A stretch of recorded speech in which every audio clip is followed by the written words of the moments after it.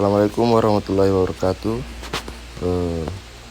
Perkenalkan, nama saya Rinaldi Jupri dengan NIM F121211101. Saya akan mempresentasikan materi tentang petroleum system. Petroleum system merupakan suatu sistem yang menerangkan mengenai unsur dan proses yang harus ada untuk mengetahui adanya hidrokarbon di bawah permukaan. Komponen penting dalam petroleum system yaitu source rock, reservoir rock, migrasi, trap and seal.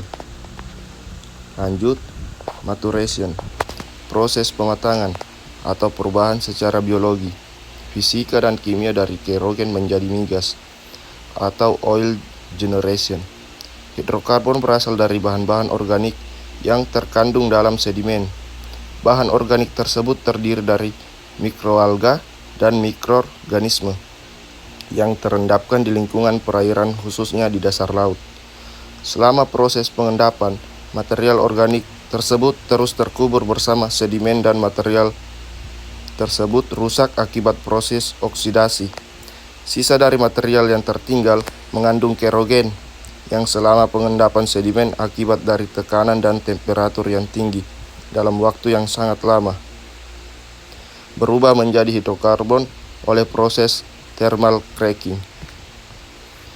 Lanjut, pada gambar ini menunjukkan proporsi relatif dari minyak dan gas untuk kerogen tipe 2 yang tertimbun di daerah dengan gradien geotermal sekitar 35 derajat Celcius.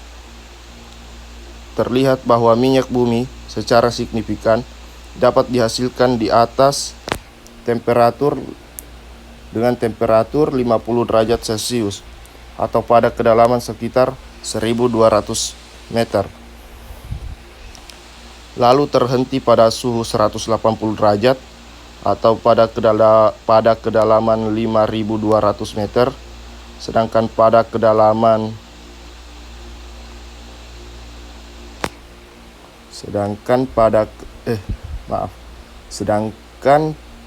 gas terbentuk secara signifikan sejalan dengan bertambahnya temperatur atau kedalaman.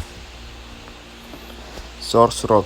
Source rock adalah kelompok batuan shale atau batuan karbonat yang berwarna hitam hingga coklat yang memiliki kadar organik atau kerogen yang tinggi dan mampu menghasilkan migas.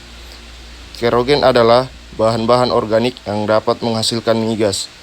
Batuan bisa dianggap sebagai source rock jika mengandung material organik yang mencukupi, setidaknya 0,5% organik karbon dan 100 ppm material organik yang dapat terekstraksi oleh solvent. Untuk memastikan apakah source rock tersebut potensial mengandung minyak, dapat dianalisa dengan proses pirolisis dengan meningkatkan temperatur pada sampel batuan atau metode rock eval, sehingga source rock dapat diidentifikasi pada waktu proses pemboran berlangsung. Lanjut, terdapat 4 tipe kerogen. Tipe 1, bahan-bahan organik kerogen. Tipe 1 ini merupakan alga dari lingkungan pengendapan Lacusrin dan Lagon. Tipe 1 ini dapat menghasilkan minyak ringan atau light oil dengan kualitas yang bagus serta mampu menghasilkan gas. Tipe 2 sendiri merupakan campuran material tumbuhan serta mikroorganisme laut. Tipe ini merupakan bahan utama minyak bumi serta gas. Sedangkan tipe 3, tanaman darat dalam endapan yang mengandung batu bara. Tipe ini umumnya menghasilkan gas dan sedikit minyak. Tipe 4 sendiri bahan-bahan tanaman yang teroksidasi. Tipe ini tidak bisa menghasilkan minyak dan gas. Lanjut, penjelasan pada gambar ini merupakan contoh penampang kedalaman dan lapisan-lapisan batuan dan lapisan batuan sumber, serta prediksi temperatur dengan cara menggunakan contoh kurva di atas.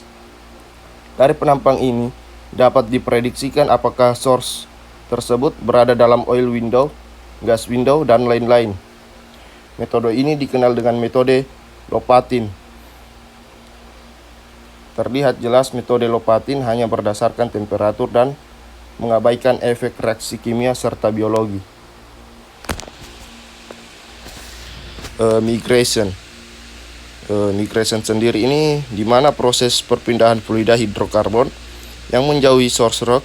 Migrasi ini disebabkan oleh penguburan atau burial, pemadatan atau compaction, serta peningkatan volume yang berasal dari maturation dan gravitational separation.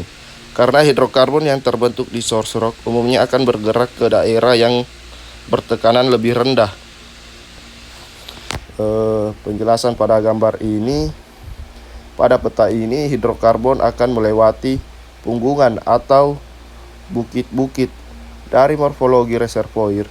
Daerah yang teraliri hidrokarbon tersebut dengan dry neck area atau analogi daerah aliran sungai di permukaan bumi. Jika perangkap tersebut telah terisi penuh atau fill to spill sampai spill point, maka hidrokarbon tersebut akan tumpah ke tempat yang lebih dangkal. Seperti itu. Lanjut, reservoir rock adalah batuan porous dan permeable sebagai tempat terakumulasinya hidrokarbon dan air di bawah permukaan tanah yang memiliki satu sistem tekanan tertentu. Reservoir sendiri yang terisi hidrokarbon umumnya terbagi menjadi banyak layer atau lapisan. Jenis reservoir yang terdiri dari banyak lapisan disebut juga multilayer reservoir.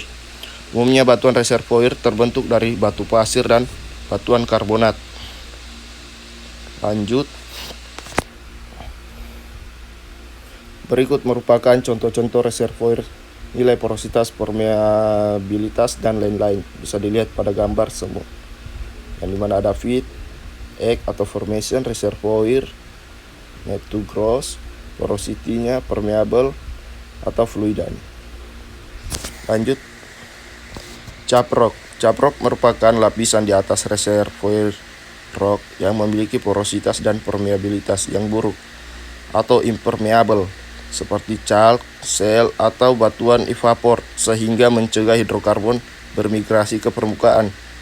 Biasanya berbentuk konkav terbalik. Trap. Keberadaan suatu reservoir yang mengandung hidrokarbon mengindikasikan adanya trap atau perangkap yang mampu menahan hidrokarbon bermigrasi.